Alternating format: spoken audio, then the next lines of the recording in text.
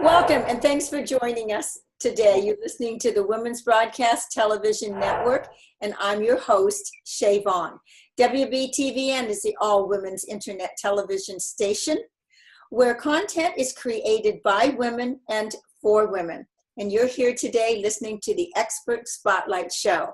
And our guest today is someone really interesting. I think you're really going to love this interview. So let me tell you just a little bit about him. Robert Gleason has dedicated nearly 30 years to researching the threat of nuclear terrorism and the possibility of nuclear destruction. He was recently featured in the History Channel special, Prophets of Doom. He has also had an extremely long and exceptionally successful career as an acquisitions editor in New York City. Welcome him to the show for me, please. Robert, my goodness, you've done so many things. We were talking just before we got on. You have not lived a traditional life. Well, when I was a kid, I was obsessed with the Odyssey by Homer. And, Odysseus wanders the seas, sees everything in the ancient world. And kind of as a book editor, you kind of do the same thing without leaving your office, that everybody eventually writes a book. And so you get to work with everybody I've worked with vice presidents, I've worked with 2 defense secretaries, a couple of 4-star generals, CIA people, NSA people. I've worked with Hell's Angels, I've worked with hitmen, I've worked with pimps and prostitutes. I mean, everybody eventually writes a book, and and after 47 years in the book business, I've gotten to know individuals from practically every walk of life imaginable. That is amazing. So I do have to ask you this question. Have you written a book? Yeah, I've written 18 books, actually. I knew that. Several of them. And so, but before we get started on all of that, tell me a little bit about your background growing up as a young boy, and how did you get to where you are today? Well, I grew up in a steel town on the edge of Gary, Indiana, called Michigan City, Indiana. Getting through school, I worked 7 years on and off in the Gary steel mills. It was a very rough town. It was a prison town. I grew up next door to the maximum security prison. I had one neighbor who was the prison doctor, psychiatrist. The other was the prison torturer. Yes, they had a prison torturer. And I used to, when I was young, I used to play tennis tournaments on the big yard. And I'd memorize the serial numbers of the inmates. And afterwards, I'd write them out for Doc Weeks. And he would pull their file jackets for me. And these guys that I would play tennis with and walk the big yard with that were so kind and soft-spoken and ingratiated. One of them was an axe murderer, and he was actually the best player in the entire prison. But they had all done terrible things. These were the nicest, sweetest human beings you would ever meet. They were violent psychopaths. And later, Jacob Bernowski once wrote that violence wears the face of fallen angels. He calls violence the Sphinx by the fireside. And I've been in New York City named today after me for the work I've done for prison literacy. I've been in over 60 prisons. Sister Megan Rice, who is an 85-year-old nun and an anti-nuclear activist, I actually got her out of prison. And but I've seen the same thing, not with Sister Megan Rice, obviously, but so many of the really violent inmates. They have soft eyes, soft voices. That they look you in the eye. They're interested in your life. And then you find out what they've done. I did a book with a hitman, and he was one of the kindest, most sensitive people you'd ever meet. And then you look at what he did, and it was horrendous. Wow. I mean, 2 personalities and oh, yeah, all kinds of different things. One of the reasons we write books, to try to figure out people like that. Yeah. We're still puzzling over Adam and Eve and why they ate the apple. Temptation. Well, what the serpent tells Adam and Eve, how he argues them into it. He says, if you eat the fruit of the tree thereof, then ye shall be as gods. If you can steal somebody's prized possessions, you become a god. Wow. I guess that's a lot of temptation and hard to kind of ignore, right? That's why in Catholic theology, greed is the worst of the 7 deadly sins. Pride is ahead of it, but that's only because it's the motivating force behind the other sins. The greed, that's interesting to me, greed, because I think Unfortunately, we see too much of that in today's world. Yeah, it's considered to be a virtue by a lot of people. That shows us how far we've come from Christ's time. Yeah.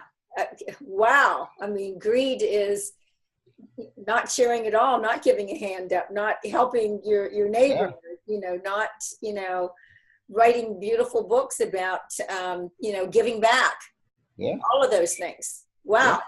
Yeah. Kind of wipes that out. Yeah. We don't want that to happen. No. So so then, but what actually got you into after school and whatever, what drove you to the area that you're in now? I know that you worked for Simon and Schuster, right, for a while. Yeah. And well, I did a book with Larry Niven and Jerry Purnell called Lucifer's Hammer, and it was about an asteroid. It was about a big comet that rounds the sun. It contains in it a couple of mountains of nickel, huge mountains, and it's held together by ice. When it swings around the sun, the ice melts, and the Pacific and the Atlantic Ocean each get hit by a gigantic mountain of nickel. And these two mountains crack the Earth's core. The molten magma from the molten iron from the Earth's core comes up into the ocean. It vaporizes zillions of tons of salt water, which come down in the temperate regions of saltwater rain, and it destroys the topsoil pretty much forever. It comes down in the polar regions as snow and ice, inaugurating a new ice age. Niven and Purnell pretty much destroyed the whole planet, and it was the most overpowering novel I ever read, and it was a huge bestseller that still sells, and I was haunted by it, and I still am. And I wanted to write an apocalyptic novel myself.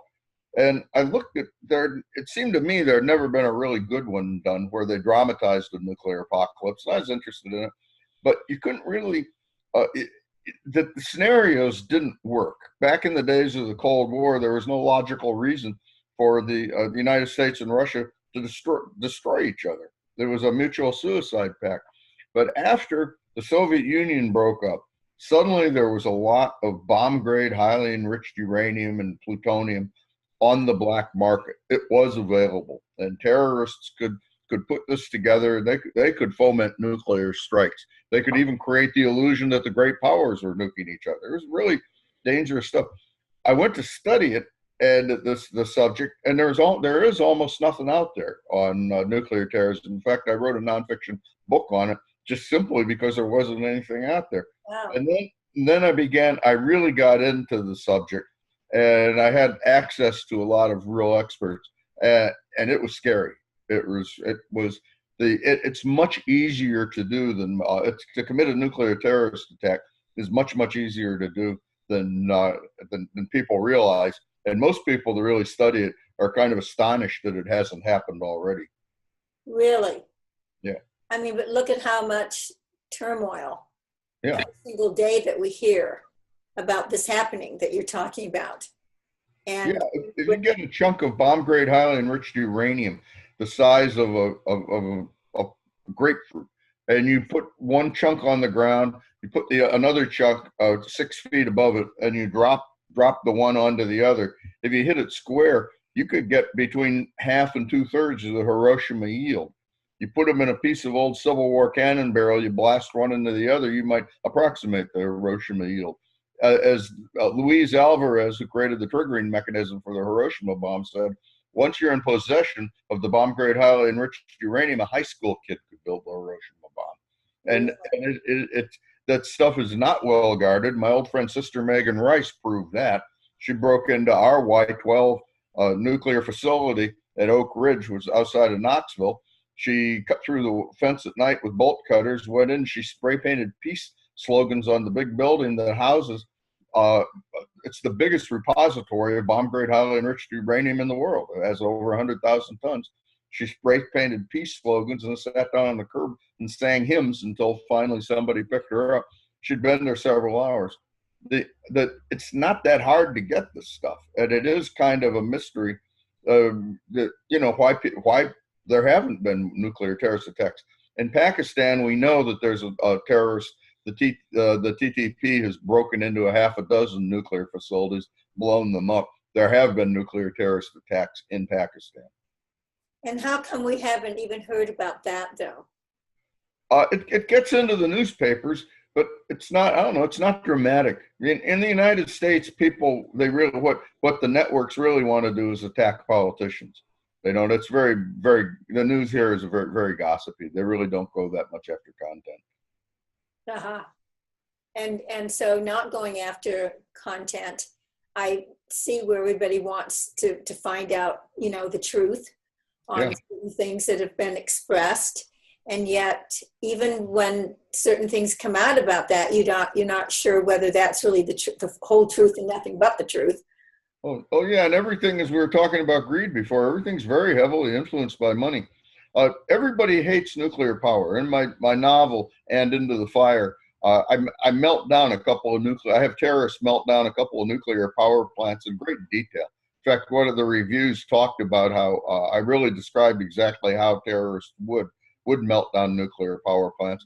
And I'm not teaching them anything. We've had terrorists that have worked in U.S. nuclear power plants. Sharif Mohabli worked in 7 or 8 of them, and it was later arrested in Yemen for terrorism and was imprisoned, and he killed a couple of guards trying to break out of prison. He's a very tough guy. There have been a number of terrorists who have worked in European nuclear power plants. The Indian Point outside of Manhattan was an ancillary target for the terrorists on 9/11. That in case they couldn't find the World Trade Centers or whatever, they were going to crash it into the airliner into Indian Point, the Indian Point nuclear power plant. So we know that nuclear power plants are on their list. They are targeting them. Right. They've already had people working there, scouting them out. So it's just, and it's relatively, as I describe in Into the Fire, it's relatively easy to do. And I've had, by the way, defense contractors, or defense secretaries, 4-star generals that have really talked about it's the most detailed scenario they've ever seen for nuclear attacks. Wow. I mean, that's scary. But what actually, I mean, you've dedicated 30 years of your life in research, where this is concerned. What happened, or what took place in your life that you got curious about this and actually spent 30 years doing the research? It was when I was researching. I've done a huge apocalyptic novel called End of Days. It took me a long time. I did a lot of research on it, and there was almost no information on the subject. It took me about 10 years to compile the information to write the novel. Then when I wrote my nonfiction book, The Nuclear Terrorist, it took like forever to get. Nobody is studying it. I work with a lot of very highly placed Pentagon people. The Pentagon doesn't study nuclear terrorism. CIA doesn't study it. The NSA doesn't study it. It's one of the reasons is that there's what Ralph Peters called a no man land between nuclear power and the nuclear bomb. The way countries like Pakistan and Iran get their nuclear weapons program is that they use nuclear power as a Trojan horse to get us to supply them with the technology. Well, once you have a nuclear power plant, you're really about 3 months away from having a nuclear bomb. It's real easy using low-tech equipment to build a nuclear bomb fuel reprocessor. Everybody knows how to do that. You can do that with the equipment from an old winery or an old dairy. Take you about 6 months, and then it'll take you a month to reprocess enough nuclear bomb fuel to power the Nagasaki bomb. And we end up, the United States, we sold Iran their first reactors. We sold Pakistan their first reactors. We're the largest proliferator of dual-use nuclear technology in the world. And we've done it all for money. The irony is that one day when we do get nuked, we will pay those people to nuke us. And so it was really a kind of an anger that built up in me. The more and more I got into it. Gotcha. At one point, we tried to build nuclear power plants for North Korea. It was about 17 years ago. It was Donald Rumsfeld was a board director of a Swiss nuclear contractor, and they were trying to sell nuclear reactors to North Korea. Wow. How come, I wonder why this isn't newsworthy? It was covered by the Guardian. It was covered in Europe. I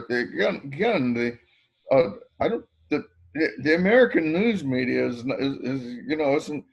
I don't know what drives them. I expect it's money. Money. Yeah. Yeah, they're interested in ratings. They're interested in flashy stories. I don't I don't know what the attention span of their viewers is like typically. The New York Times did a study of the last election, and the American public knew shockingly little about either Hillary Clinton or Donald Trump. Knew almost nothing when they went in the booth and pulled the lever. They did a 3-month study on it. It was really an in-depth, study of what people actually know about their political candidates. That's nothing. Well, we don't know what goes on behind closed doors.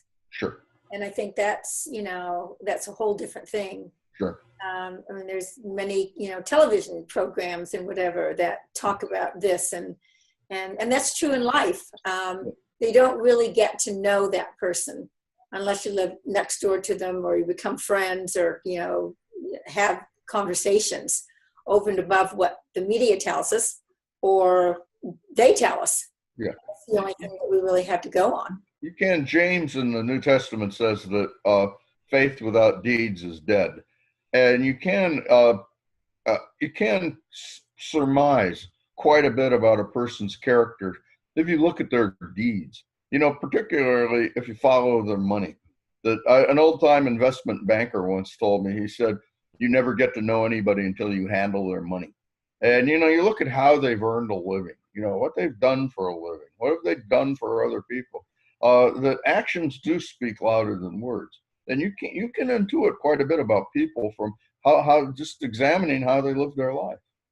Well, take a look at their tax return. That will tell you a hell of a lot. Yeah. I just think that so many times people hide behind the goodness of nonprofit organizations. Sure, absolutely. And that, because I do believe that they are out there for a purpose, for finding different cures in whatever it happened to be, whether it's cancer or whatever disease. The thing of it is that, what are they getting out of other than what are they getting out of the supporting these things other than trying to fool, in my opinion, the general public as to who they are. Yeah. And what they really are all about. And this isn't taking any sides on the political side of it. I'm sure it happens on no matter what. But I think those kinds of things, when here's a nonprofit organization, it's really trying to do some good. Yeah. And you've got people attaching themselves to it, or even funding it and whatever, so that they can get noted for not the goodness that they do. Yeah. Oh, you see that with Hollywood stars all the time. They're always attaching themselves to some charity, PETA. Not all of them. I'm going to jump in there and say that. Yeah, you're absolutely right. But you see a lot of them do that. Yeah. So you've written 18 books. Yeah. And what was your most recent book that you wrote? It's the one that's just come out now, And Into the Fire. One of the things I find that people tend to be fascinated about is that most people don't understand the book of Revelation. One of the reasons is, which really does prophesy a lot of the stuff that we're all worried about. One of the reasons is the first chapter of Revelation is supposed to be chapter 13. That an angel in chapter 13, an angel comes down, says to humanity, you've got two choices. Greed, you're being destroyed by greed. You're wearing the 666, the mark of the Antichrist. In order to make money in this world, during the time of Revelation, you have to do transactions with the Antichrist, and to make money, to get rich, you have to deal with the devil. And so the angel says, you're going to give up your greed. You're going to stop doing business with the Antichrist. You're going to basically stop getting rich. Or if you don't, you're going to go. You're going to spend all of eternity in hellfire and brimstone. And 1/3 of humanity says money and hellfire and brimstone. Money, hellfire and brimstone. I think I'll take the money. And so then the four horsemen come down. Then we begin with chapter 1. The four horsemen come down. So Revelation's very little understood. They don't, like, just as in Adam and Eve are punished for covetousness, which is a kind of greed. They coveted God's prized apples. You know, at the end of the Lord's Prayer, Christ says, he does not say forgive us our trespasses. That's an inaccurate translation. The real translation is forgive us our debts as we forgive our debtors. So if you foreclose on your neighbor's house, if you repossess his car, if you jack up his interest rates, you're saying, God, do the same thing to me. And as we were talking before, a lot of the problems with nuclear terrorism, we are out there ourselves financing these people, and we're doing it to make money. And it really is, it's straight out of Revelation. The people have been predicting this for thousands of years. Wow. Yeah. You know, greed is never going to serve us. No. Never going to serve our nation, no. or our families, or any of those things. And I do, you know, I'm very positive and have great hope that, you know, some of the people that are kind of lost, and I say that because I think they are lost, yeah, will wake up. And I mean, you know, your destiny, we don't even think about our destiny when we're younger. Yeah. It's kind of like every day we're just, you know, living life. Yeah. But every single choice that we make, every day of our life is what our destiny will be. Yeah. And the 1/3 of the world's GDP, is $75 trillion. 1/3 of it, $26 trillion, is in offshore black hole accounts. It's black money that people have stolen and hidden away. That in Russia, it's over 100% of Russia's GDP is in offshore black hole, black money accounts. That global derivative debt. Derivative debt is pure, intrinsic, uncollateralized debt. It's based on nothing. Total global derivative debt is now over $1.5 quadrillion. It's hundreds, 1,000 times more than the world's GDP. And that is pure intrinsic greed. right. The 50% of all nonprofit in this country today is sucked up by Wall Street. That's bigger than the IRS. The IRS doesn't take 50% of corporate profit. I mean, it's the world really is hitting a tipping point as far as greed comes, and I think a symptom of that is the availability for terrorists of nuclear bomb fuel. I think it's biblical. Opens the door Yeah, for all of that to happen, because it's a tragedy of biblical. Somebody's going to sell it to get the money. Exactly. Yeah. I get that. So where's the hope? What is, you know, because I definitely believe that there is. I think that there are great people out there that really care about America, care about people. I just think we need to unite better together, irregardless of whatever political side is or isn't or whatever. And there's just comes a time in your life where you want to set that down, because, you know, we should be thinking about our grandchildren and their children and the legacies that all of this is that's leaving. And it just doesn't need to be what we have right now that we're doing. Oh, absolutely. And there have been times in American history that Theodore Roosevelt reformed financial abuses in this country. FDR did the same thing. The Toynbee studied the decline and fall of rise and fall of 22 world civilizations, and he said in the end that the civilizations that it always came down to ethical choices, and the civilizations that collapsed made the wrong ethical choices. And he said that and Toynbee believed, like you said, there are always choices. And we still, thank God, have a democracy. We still can vote. We can still make choices. We have there's more factual information available to American citizens today, thanks to the internet, and all the book publishing companies, the internet magazines and newspapers.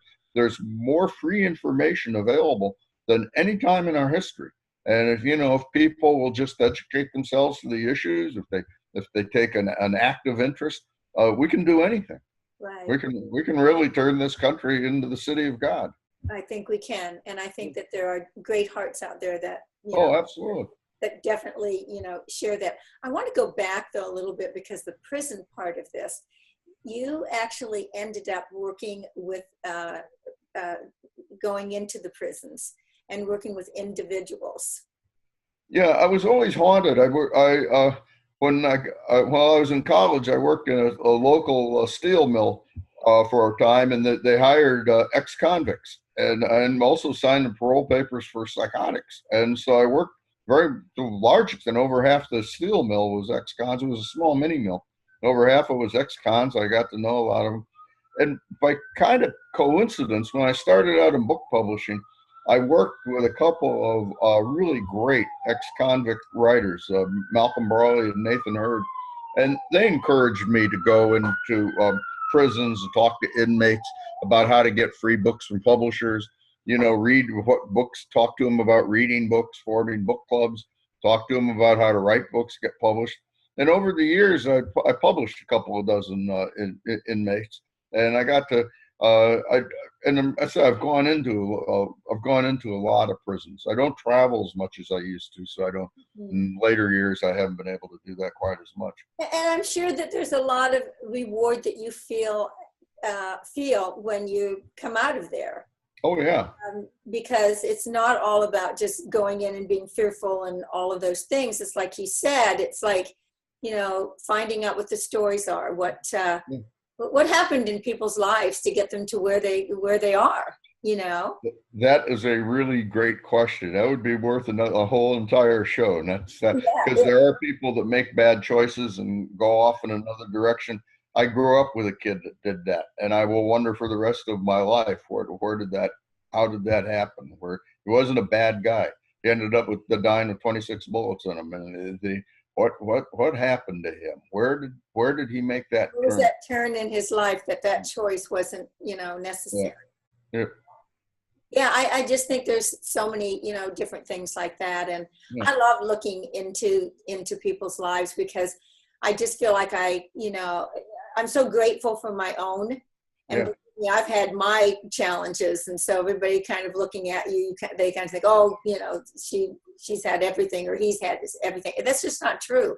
None of us get through life without having bumps in the road. Oh, absolutely. And our own challenges. So don't ever look at someone and think, oh, they've got it all made, because even if they got all the money in the world, doesn't make them happy. Look at how many suicides that we see in that direction. So, but I do think that uniting and finding something, you don't have to agree on every single thing that somebody believes or doesn't believe.